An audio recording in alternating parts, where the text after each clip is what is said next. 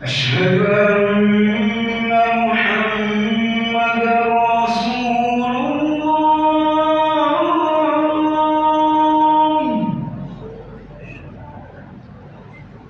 أشهد أن محمدا رسول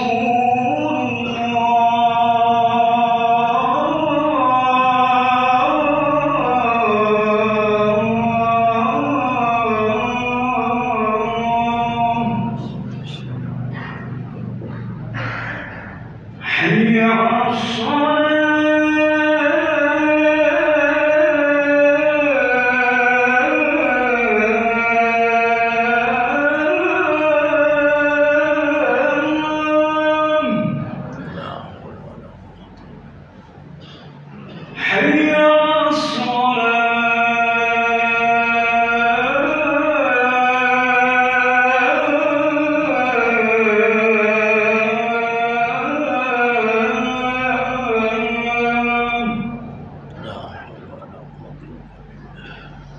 حي على حي على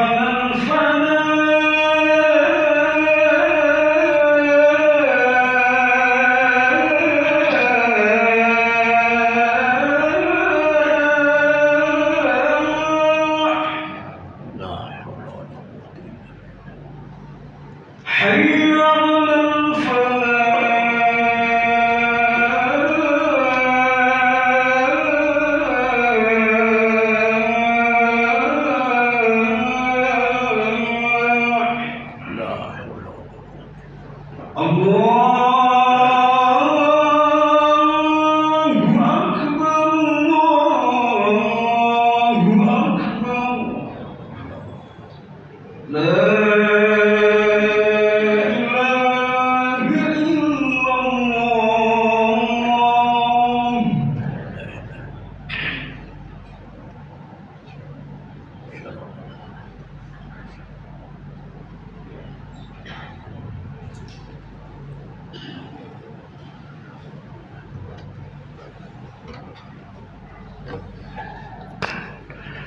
الحمد لله الذي خلق الإنسان في أحسن تقويم وبعث النبيين مبشرين ومنذرين.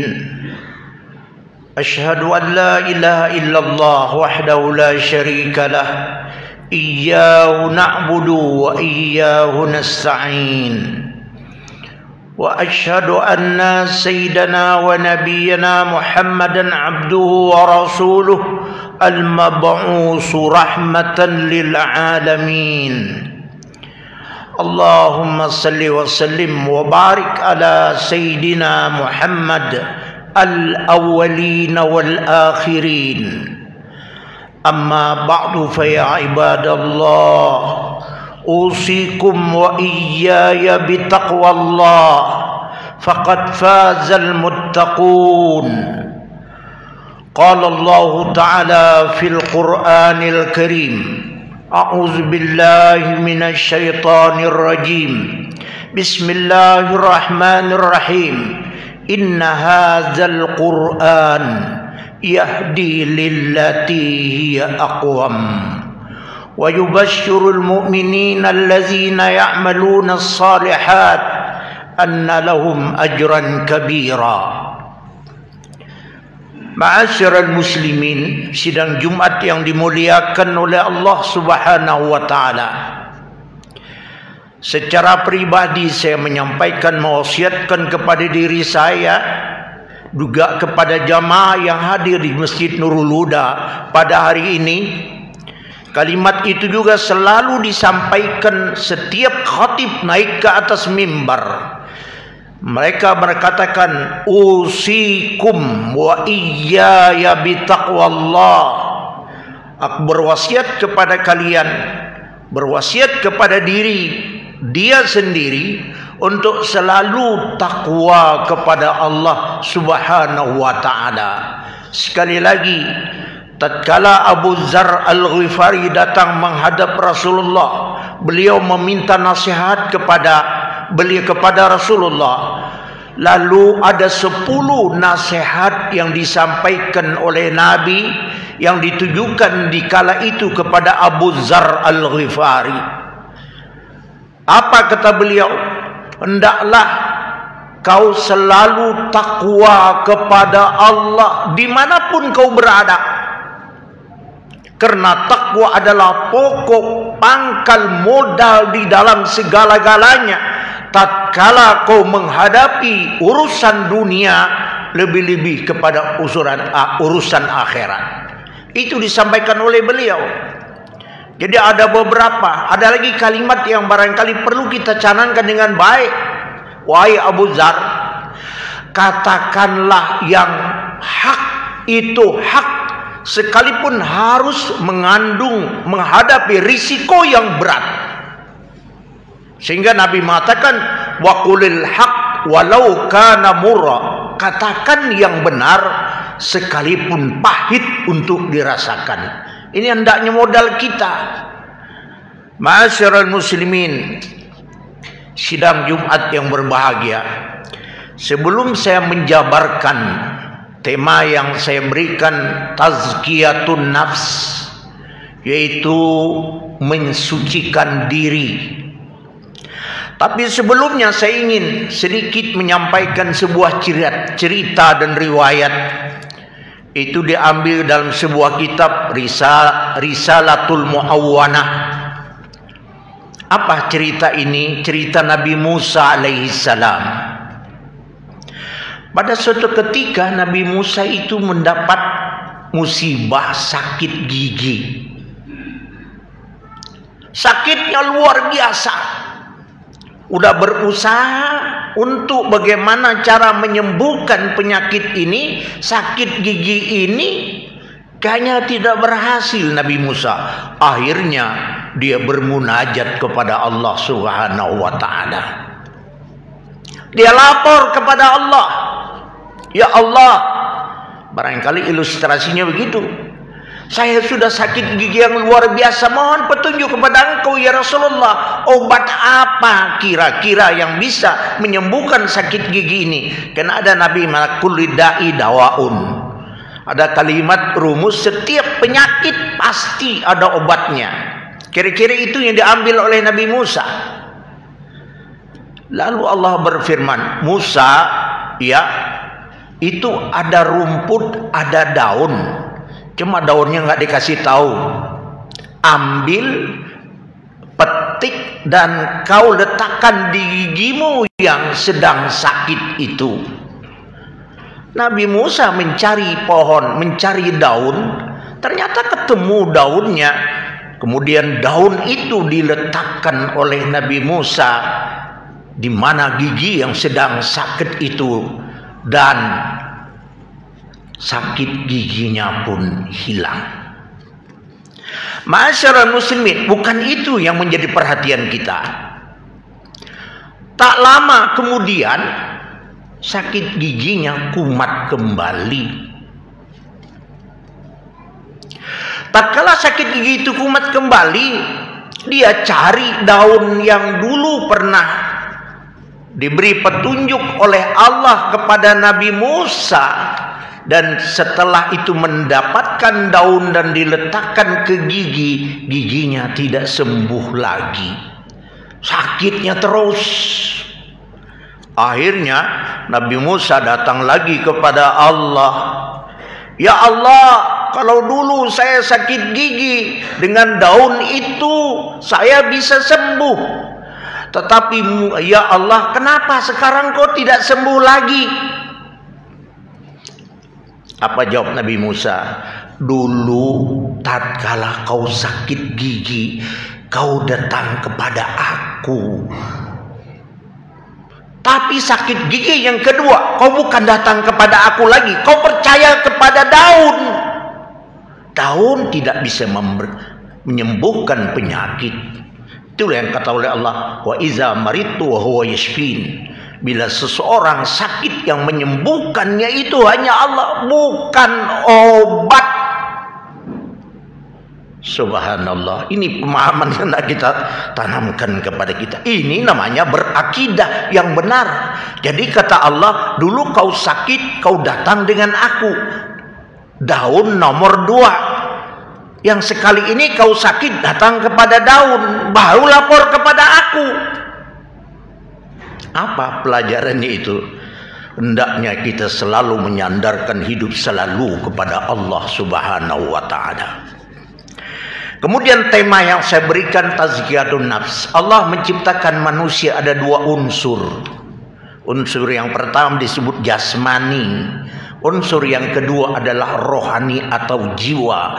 Kedua-duanya ini menjadi penghalang kalau dia tidak berusaha sebagaimana diajarkan oleh syariat Islam.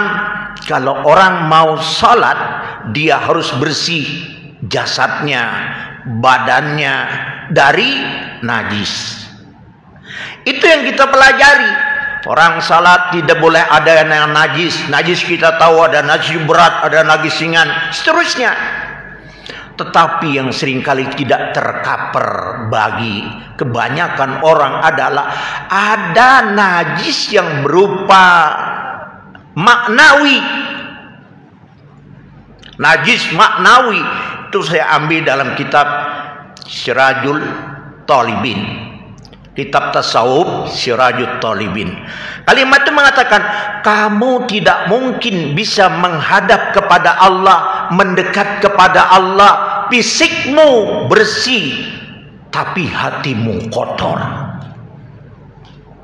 Jadi orang, dia salat, dia puasa, dia zakat, tapi hatinya yang kotor, tak mungkin dia bisa mendekat kepada Allah.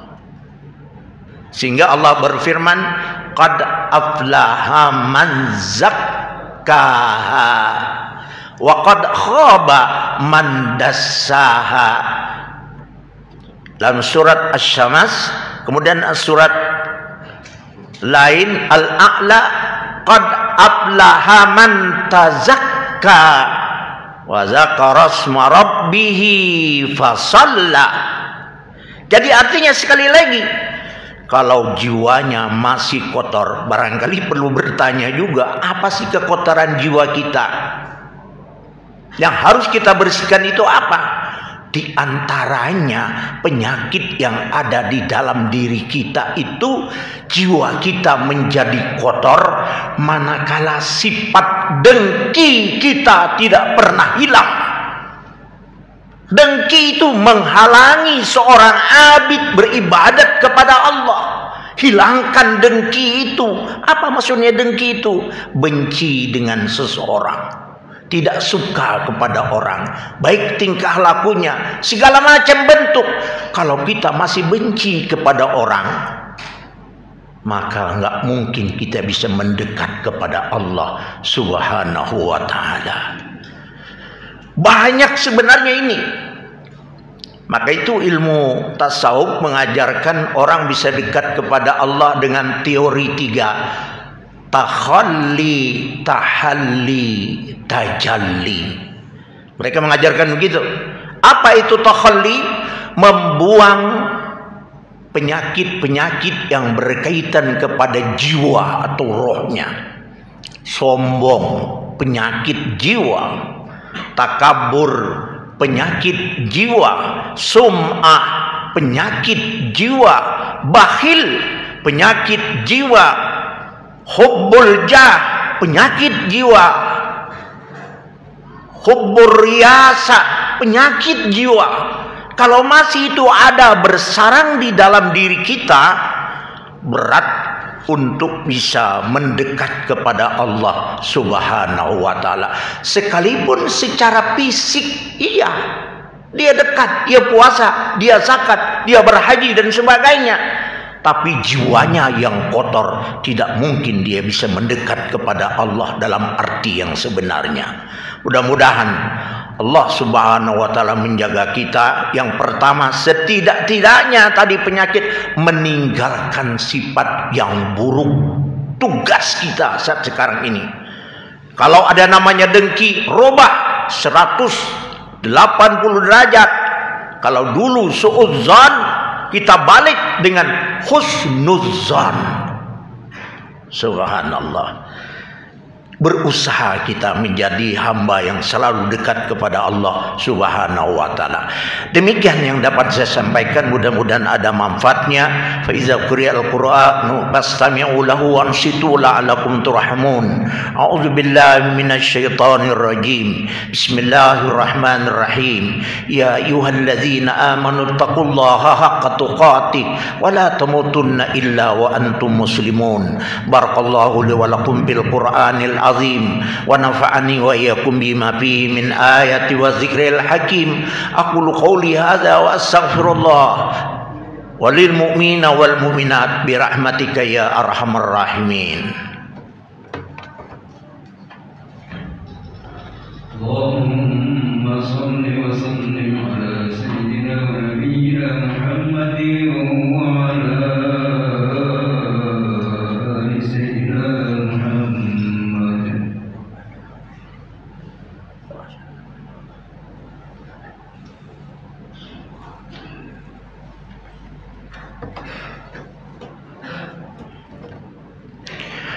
Alhamdulillah amarana bi'ittihadi wal iqtisam bihablillahil matin. Asyhadu an la ilaha illallah wahdahu la syarika lah. Iyyahu na'budu wa iyyahu nasta'in. Wa asyhadu anna sayyidana wa nabiyyana Muhammadan abduhu wa rasuluh al-mab'uts rahmatan lil alamin. Allahumma shalli wa sallim wa barik ala sayyidina Muhammadin fil awwalin wal akhirin. Amma ba'du fa ya ibadallah ittaqullaha mastata'tum wasari'u ila maghfirati rabbil alamin. Wa'lamu anna Allah ta'ala amarakum bi amrin bada'a bi nafsihi wa sanna bi malaikatil musabbahati bi kursihi. Faqala ta'ala inna Allah wa malaikatahu yusalluna 'alan nabi ya ayyuhalladzina amanu sallu 'alaihi wa sallimu taslima. Allahumma ighfir lil mu'minina wal mu'minat wal muslimina wal muslimat al ahya'i minhum wal amwat. Rabbana atina fid dunya hasanah fil akhirati hasanah wa qina azabannar. Ibadallah, innallaha ya'muru bil adli wa ihsan wa ita'i dzil qurba wa yanha 'anil fahsya wal munkar wal baghi yu'izukum la'allakum tadhakkarun. Wa la dzikrullahi akbar.